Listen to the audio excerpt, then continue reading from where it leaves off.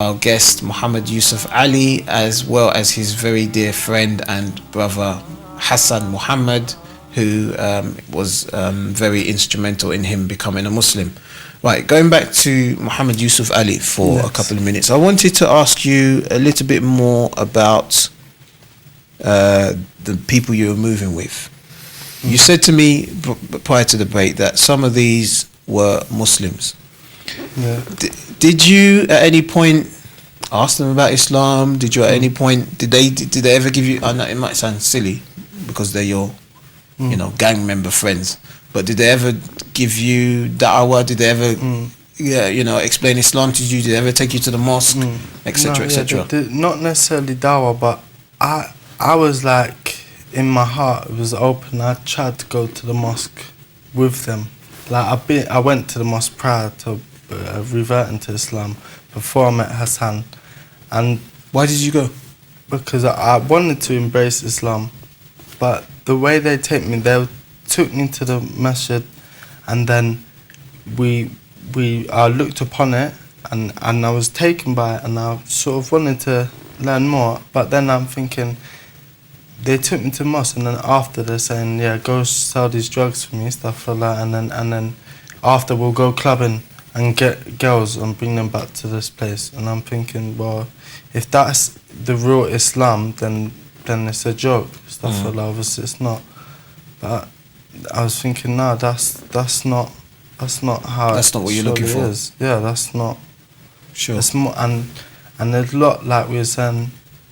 A lot of people like to think that it's kind of like a fashion, which gets me, like, seriously, it gets me angry, because it's not. It's a lifestyle. It's what we choose. This is our life. Some people want to take it as a joke and think that we do certain things, when it's like they'll revert to Islam just to say Salaam alaikum when they see you on the street or something. Are you talking about people who actually become Muslim? Yeah, certain people, they see it as a fashion kind of statement. Yeah, like Salaam alaikum, walaikum salam, yeah. So he's still a bad boy, but his name's Hakim now or something. Yeah, his name's Hakim, so he's a brother, or certain people go to prison. Not all people, because obviously I have to say that, because certain brothers come out, mashallah, and they're on deen, but certain brothers go there, and they will for the fact they will revert to Islam, because there's a lot of brothers in there, and then they're automatically taken into the family. Gang, into the gang, because it's fitna to hit another brother. Whereas certain brothers anyway are saying, nah, he's done something, so cause you're a brother, you have to fight with us. Stuff like that. Certain brothers had a knife in the Quran, stuff like that. How dare they do stuff like that? But that's the stuff that goes on. So, and this is what you were witnessing. So you were thinking, even though you were interested in Islam, you thought to yourself, if this is Islam, you don't really want a part of it. No, because I'm seeing, like I said before, I went to the masjid. I've come out now, and we're going out and doing selling drugs and whatnot. And then I'm seeing certain people that have come. They're my friends. They've gone jail and come back like, yeah, I'm Muslim now. Assalamu alaikum. And then I've sat with them all days, day on, day out. Stayed around the house, been with them, not once seen them pray. But they go to Friday Jummah just to show face. Like it's fun. Like it's, yeah, we show face. Yeah, we're Muslim on a Friday. But you catch me Friday night, Saturday, all the way through till next week, I'm not a Muslim.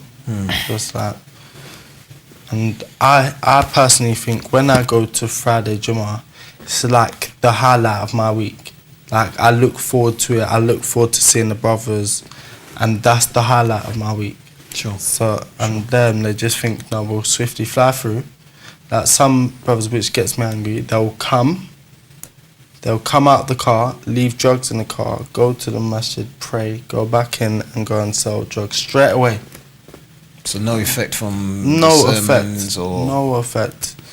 And I wouldn't say, oh, they might as well not do it, because like they might as well not pray, but you can't do stuff like that. Sure. Like, you're praying once in a week, and Sure, and then getting back to doing all of the naughty stuff. Mm-hmm. Okay, Brother Hassan, you mentioned how you lost contact for about 3 years, and it was about because Brother Muhammed now is about 20, just turned 20, right? How old was he when you first when you guys linked up again? Well, he's been Muslim for about probably 8 months to 9 months. So I met him when he was 19. So about a year ago. Yeah, so about a year ago, yeah, something like that. So I met him probably like 3-4 years after. After we stopped kind of like, I met him in the gym. That's when it all kind of kicked in. Okay, and did he tell you about the fact that he'd been to the mosque, or did you know that he was interested in Islam, or not really? I think when he was, we didn't in the beginning when we were just like, yeah, how you been? Just trying to kind of like grow the relationship more. We start to ring each other. What time you go into the gym? Working out together, or doing all these things. And then when it came to about like 2 weeks afterwards, I kind of like, cause I was in my own, cause I've got like, my story started when I left him, kind of. That's when my story started, when I stopped seeing him. So I was kind of deep into the religion. I was deep thinking, what's that, why, who, when, all these things. And then, so when I kind of like, I like to bring in the conversation about religion quite a lot, because I can talk about it for quite a long time. So we started speaking about it, and I'll tell him, yeah, he'd be like, oh, how comes I don't see you in this club? I'm like, oh, I don't really go clubbing, bruv. He'll be like to me, why? He'll be like to me, because it's against my religion. We don't do it with my religion, innit? He'll be like, I swear you're Muslim. I'm like, yeah. He'll be like, but the other Muslim brother used to always take me clubbing. I'm like. So basically, what he was saying was, as far as he's concerned, Islam and clubbing go hand in hand, because all the Muslims he know go clubbing. Yeah. But what I taught him, what I showed him is, don't look at the Muslims, look at Islam itself.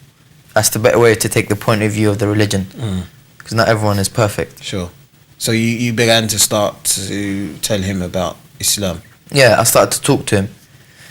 Like, we started to talk more and more and more and more. And he kind of like, I started to see he was interested. He actually wanted this religion.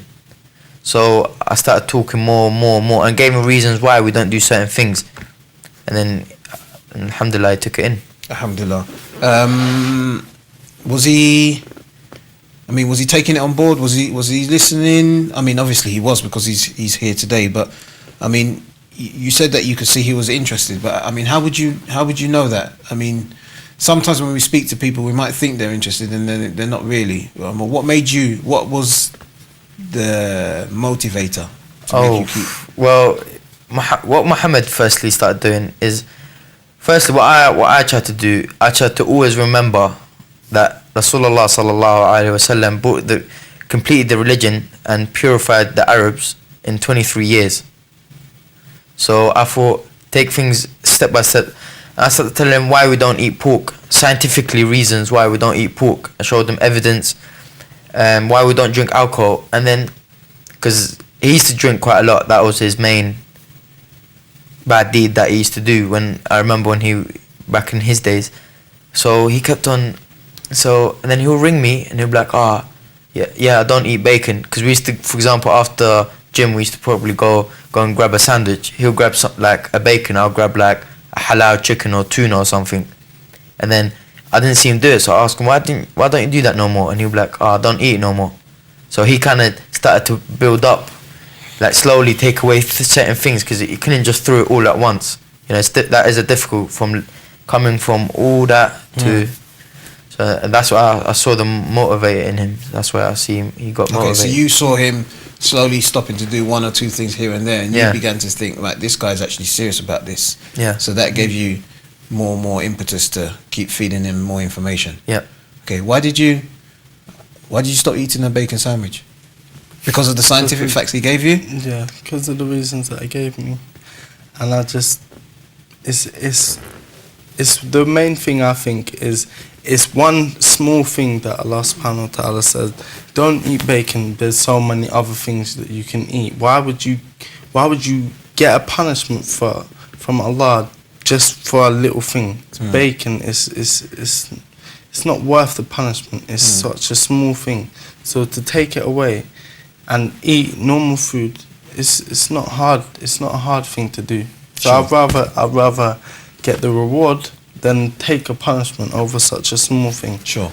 But okay, fair enough. I can understand bacon, why it was easy for you to give up. I suppose maybe even to an extent, switching from non-halal to halal was quite easy, because I'm sure where in the neck of the woods where you brothers are from, it's very easy to get a halal burger. I don't know. At first, because obviously the going back to the selling and stuff, I used to have money. Whereas when I finally like reverted to Islam and took my shahada and just verification, like I gave up everything. So I stopped selling, I stopped drinking, I stopped going clubbing, stopped smoking weed, all that stuff. Like I just gave that up. So obviously I didn't make no money from then. So, and where my parents, they didn't buy that stuff, so I didn't have no food. Whereas this brother, mashallah, used to bring me food and stuff. And the stuff that he's taught me like that, like showing me that much love, or trying to help me for me, not because he wanted me to sell his drugs or something, because he genuinely cared about me. And when I used to go to the masjid after, when I come with him, and the way the gestures towards each other, and we will try to help brothers, and that's true love. Like me saying to you, go and do this for me, it's not. Sure. So basically what you're saying to me is this: you had two kind of families. You had the family on the street, and you felt a part of that family, but the love that brother Hassan was showing you felt was more genuine than the kind of stuff that you were doing when you was moving with these other. Yeah, it was different, because he said to me when we was just in the gym, and he said, listen, he sometimes thought that he was nagging me, but he wasn't nagging me, because I truly took it in. And I was really happy to listen. Like I was on the edge. I wanted to learn more. Like sometimes we'd sit in the gym for hours and we'll go home, and then I'll call him because I want to hear more. So I was like really getting into it. But he said to me, I'm telling you this because I have love for you, because I want to maybe see you in Jannah with me, inshallah.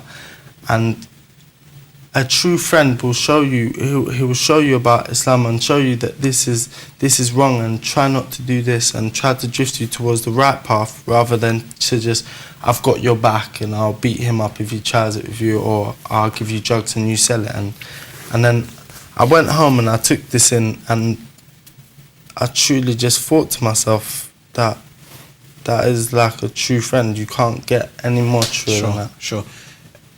Now, you were a big drinker, as Brother Hassan mentioned. And, astaghfirullah, of course. But, of course, you didn't have the knowledge back then. So, I'm sure you don't, but try not to beat yourself too much about the past. The past is the past, and that was back in those days. Alhamdulillah, you've gone a big way to putting that behind you. But the point is this: you were obviously used to it. I might even go as far as to say addicted to it. But you're saying to me now very easily, I gave this up, I gave that up, I stopped drinking. How did you stop drinking so easily? It was like kind of hard, and it wasn't at the same time, because like a lot of brothers will say, I saw the light or something. It wasn't like that with me. It just came. It's like it clicked in. It felt so easy. Like if you're seeking Allah, He will help you. And it's almost like it just happened. Like I was like, I don't need you. I'd rather Allah subhanahu wa ta'ala and the grace of Allah than drink and get drunk. And I think that I just drank to get away from certain problems that I had anyway. Sure. And when certain problems have been taken away, because as soon as when I stopped the drugs and I snapped the SIM card that people used to call me, and I threw it away, and as soon as I did that, it was like a release. It just went from me, and from there it just came easy. Just easy. Because people say, like my normal friends say to me, because there's a lot of people that I've stopped talking to because they're no good for me. I'm not better than them, but they're no good for me. Sure. And there's like a couple of friends that I've keep because they're dear to me and we've been through a lot and I wouldn't get rid of them. But they say to me like, how did you do it? And I'm just saying, because everyone has the will inside them, but you choose to feel sorry for yourself. I could have sat there and felt sorry for myself. He could have came into the gym and said, talk to me about Islam, and he said, I don't want to listen to that. But it truly spoke to me, and the way he taught me, it was beautiful. And ever since then, I haven't looked back.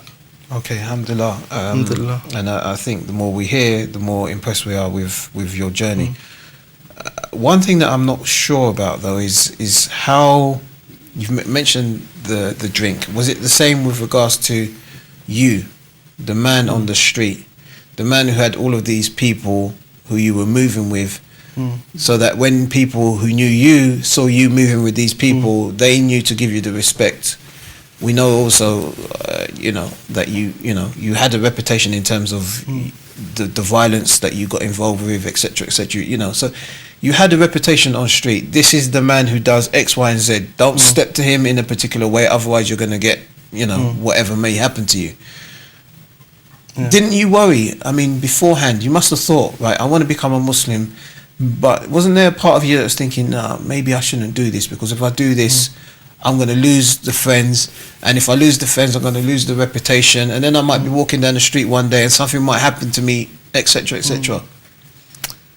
Like everyone has thoughts, but again, the way I was taught, and I just thought this what I've held on to for so long is nothing. It's not going to get me nowhere, and I don't want to be like a dunya lover and love this when it's given me nothing anyway.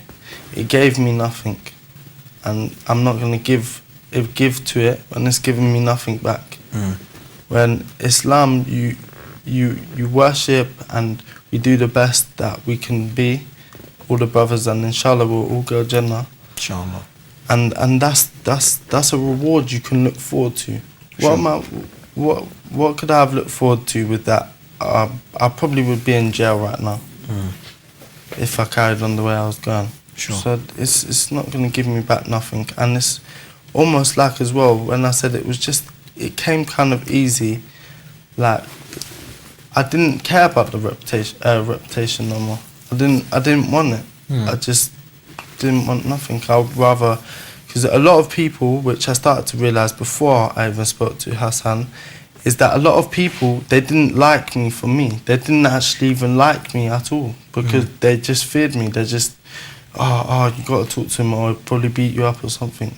They just feared me, that's it. Whereas now, the way I come across, the stuff that I do, I know that certain people truly love me for me. They don't want to see something happen to me, or they don't fear me because I don't do nothing towards them.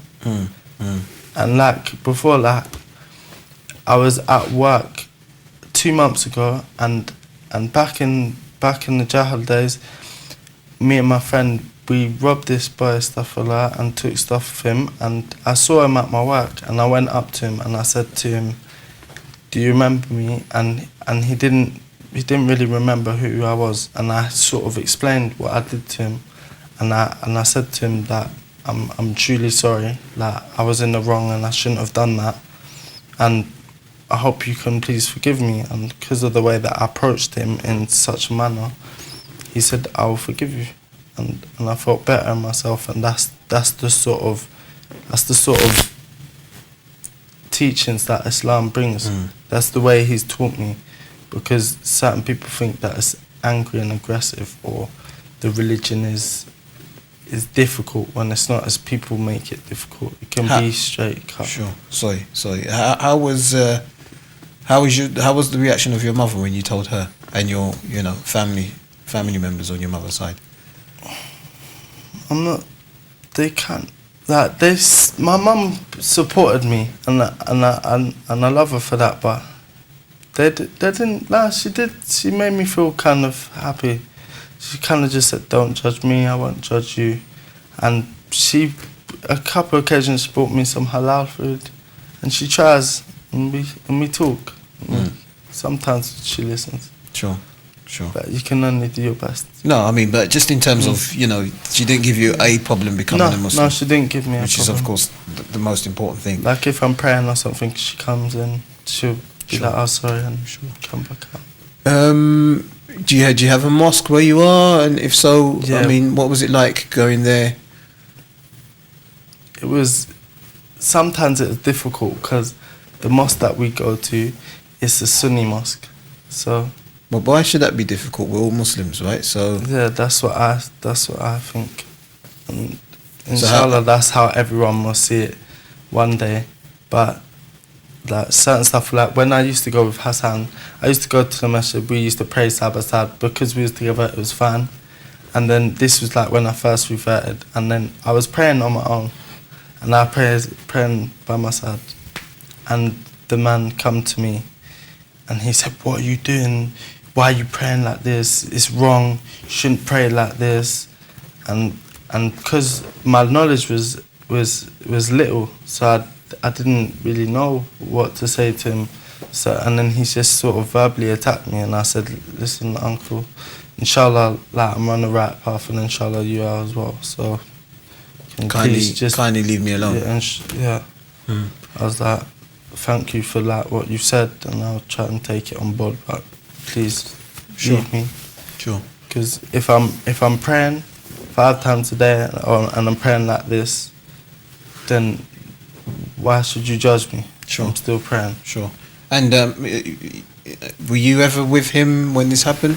There was no occasion that they did it when I was there, but when he did tell me about it, because everyone in the mosque, see, I'm from Kingston, and where we're from, everyone, like, there's not a lot of Shia Muslims, but there is some, but they fear to go to the mosque.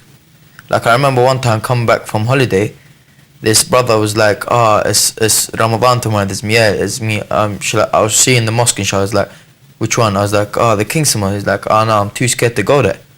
I was like, why? He's like, because I pray with my hands to my side. I said, no, you should never fear. I'll meet in the mosque tomorrow, inshallah, and you'll see. I'm always there. They always know that I'm Shia. So I didn't really want to approach the man, because the man did it to me before, and I kind of like was angry for a little while, and I didn't for a couple of weeks I didn't come to the mosque. But my friends realized, and they said, why? You should never. You shouldn't, like. And these my friends are Sunni Muslims. They said you should never do that. You should always come and fight your cause. You're on the truth, aren't you? This me. I fully believe that. It's like then you should always come and fight your cause. But anyway, so when he told me, I went and told my friend, and I told him to go and tell him, but the man denied it.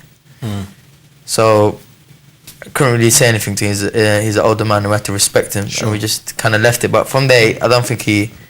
You still go back there, alhamdulillah. Alhamdulillah, I try and make most of the prayers there. Jum'ah, I go there every time. Okay. And so that's a nice story, because obviously in some senses it's not as easy as that, but at least you may have had 1 or 2 individuals who give you a hard time. But no, but he I had one occasion I truly like was like I was destroyed. Like I felt really bad, because I was praying, and I think at the end of the prayer I think we do it 3 times, and the man was like, you're Shi'i, you're saying Jibra'il went wrong, Jibra'il went wrong, that Imam Ali alayhi salam should have been prophet, astaghfirullah. And I was like, no, I didn't say that. I said Allahu Akbar. He said to me, no, you didn't. I was like, you just heard me. He said, no, you didn't. I was like, uncle, you just heard me. He's like, no, you didn't. You should never come to the mosque, things like that. And like, I was really hurt. I left the mosque, and for a very long time I didn't come to the mosque. But then my friends told me this. I thought, you know what, I'm in the truth, I'm in the haqq, and I'm coming. alhamdulillah, thank you. We've run out of time, but before we go, I want to ask you a couple of questions. Muhammad Yusuf Ali, why and how did you come up with this name? First come upon the name, of course, Muhammad, after Prophet Muhammad, peace be upon him. And come after Prophet Yusuf, because he is one of the beautiful prophets and he has a beautiful name. And then obviously Ali after Imam Ali. Alayhi salam. Alayhi salam. Alhamdulillah. Alhamdulillah. Beautiful. And, it's been 8 months, right? 8 or 9 months. 8 beautiful months. To conclude, what has Islam been for you these 8, 9 months? Are you happy? Are you 50-50? Nah, not 50-50, like definitely 100%. Like it's the best thing that's ever happened to me. And I feel it's been holding me tight. Like sometimes I've been down and it's kept me there. And inshallah I'll go all the way. Because I didn't revert for a year or 2 years for the rest of my life, inshallah. Inshallah. And you mentioned to me earlier that you are holding down 2 jobs and hope to go to university next year as well. Yeah, hoping to go. I do personal training and I also work in doing security. And inshallah I'm looking to go uni next year to do physiotherapy. Inshallah. So hopefully it's been a big step going from that past to hopefully doing stuff. And a few people are proud of me and I hope to make my family proud and Inshallah. stuff. Inshallah. We pray to Allah subhanahu wa ta'ala for all of your success, and I'm sure He will not leave you alone because of what you've had to leave behind and where you've come to. We thank you sincerely on behalf of all of our viewers. I'd like to thank you sincerely for coming in and sharing your story. And yes, may Allah continue to give you the strength to move up in terms of your understanding of the religion and of course your spirituality as well. And I'm sure, as I said, I'm sure Allah will not leave you alone. Thank you very, very much. Thank you very much. It's been an honor to speak to the 2 of you. Brother Hassan as well, thank you very much for what you've done for the brother, and obviously I know what other projects you have going on as well. So more grease to your elbow, as they say. May Allah subhanahu wa ta'ala continue to give you the tawfiq. Thank you for watching. Assalamu alaikum.